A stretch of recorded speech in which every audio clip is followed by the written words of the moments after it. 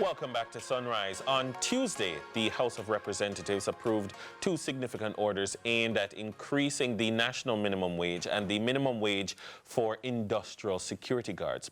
The proposed increases will take effect on June 1, 2024, and will see the national minimum wage moving from $13,000 to $15,000 per 40-hour work week, while the minimum wage for industrial security guards will go up from $14,000 to $15,000.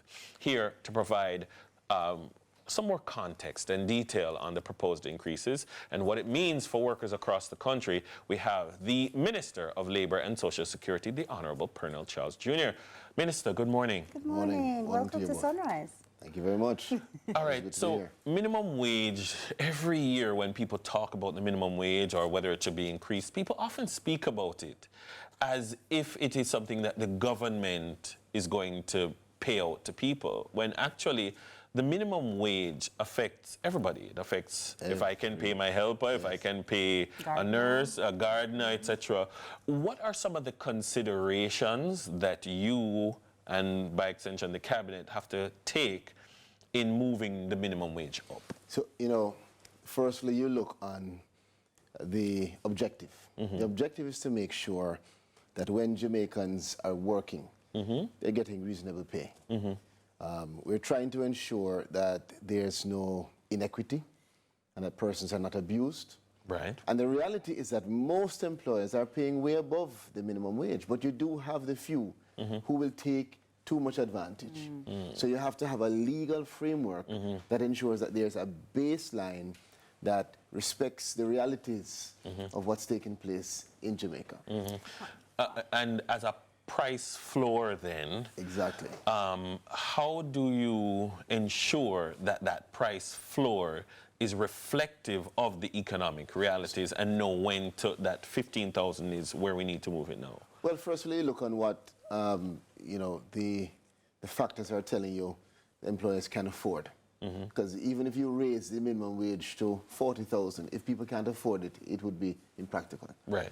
So you have to look on the considerations of what is affordable for both the employer and the employee. What will allow this person to be able to live, considering inflation, considering the other costs in the country, and what is a respectable wage based on our current circumstances. And of course, as Jamaica seeks to develop, you want to ensure that all Jamaicans are at least at this level. No one is left behind. And that's really the goal of the minimum wage. It is not to be seen as the wage for all sectors. And that's when you look on social media. Almost like it's a prescriptive. People will say, but that's too little.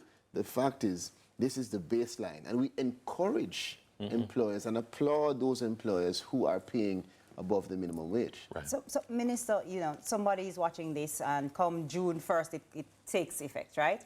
And June 15th, they're still working and their employer insists, no, I do business, nobody say on TV, I do business with you, this is what I'm paying and I saw it go. What recourse can someone in that situation take if their employer just refuses to adhere to this new rate? So once the law has come into effect, we tell persons, get in touch with us at the ministry. And we usually, through our industrial relations department, are very effective in reminding persons of the law, of their own responsibilities, and of the ramifications. You don't often find that. We take a lot of effort is made in terms of raising awareness and ensuring that we're on CVM, so Rise and other places to let people know this is the reality. You have to fall in line. And you shouldn't do it out of just obligation. As a Jamaican, you want the best for your country. You want the development. You want persons to feel valued. And it's better for your productivity. We have found that when you adhere to the minimum wage and even exceed it, labor productivity improves. A challenge that I've heard some persons say, for instance, I was listening to a radio program last year, and the gentleman, an elderly gentleman, blind, he had a nurse aide who he said, I've always paid her just above the minimum wage. But he's saying, I get my pension and I pay her out of my pension. Now that it's gone to 15,000, I was paying her 14,000, which is above minimum wage. What am I supposed to do now? pay her the 15,000, or I can't pay her 16, which is I'd like to pay her more than the minimum wage, but I just can't.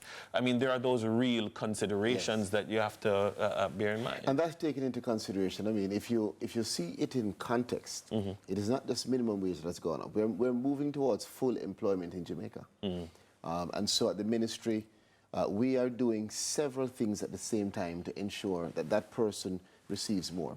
Social pension has gone up. Half has gone up by 30%. And the NIS pension was raised recently as well. So the reality is that there are several factors being considered and being improved, all towards having this more equitable, inclusive, sustainable society. That is what we're going to require if we're going to have any sustainable development in Jamaica. And labor is a critical factor. So we're targeting not just partnerships to help the potential employees, but we're targeting partnerships to help employers. So we're actually going to be starting productivity sessions so employers know how to treat with issues as you have raised, and how to become more productive, because you don't want to be having greater salaries and the same or less productivity. You know, better salaries mean you want more effective, efficient systems and productivity, which is what's needed if we're going to maintain our growth. What we also don't want is for persons to say, look, this is what I'm budgeting for salaries. I have 5 of you in my wholesale. I'm going to have to cut one of you because I'm going to need to pay. I can only afford to pay minimum wage, and I can't raise all of it. What about those things which persons will say, this is just a hard, cold business decision, but you're going to say, no, that's not the intention of... Well, it's not the intention, but it is the reality. You know, we have to face that. You know, but the reality also is that there are several sectors where you still are looking heavily for labor. So you may not get it in one space, but that's why we're trying our best to partner across government and across private sector to ensure that the right skill set is there so you can find the job. If you can't find it here, you should be able to find it in several other places, because there are several emerging opportunities in Jamaica right now, which we know of. And so, you know, as we see this historic low unemployment, we see that the issues in terms of identifying a job, once you have the skill and the certification, are less. Most persons who are trained and are certified are working. Definitely want to bring you back in studio to talk about improving labor productivity and upskilling our labor market as well. So you're going to have to come back and talk to us some more. You're hitting the nail on the head. That issue is the real issue. So that what we do here must make sense, must have value, it must be efficient. That's the Jamaica that we That's where we want to go. Keep your calendar open. Our people will call your people. We'll have your back for sure. Definitely. So that was Honorable Pernell Charles Jr., Minister of Labour and Social Security. On the other side of the break, it's Girls in ICT with Flo.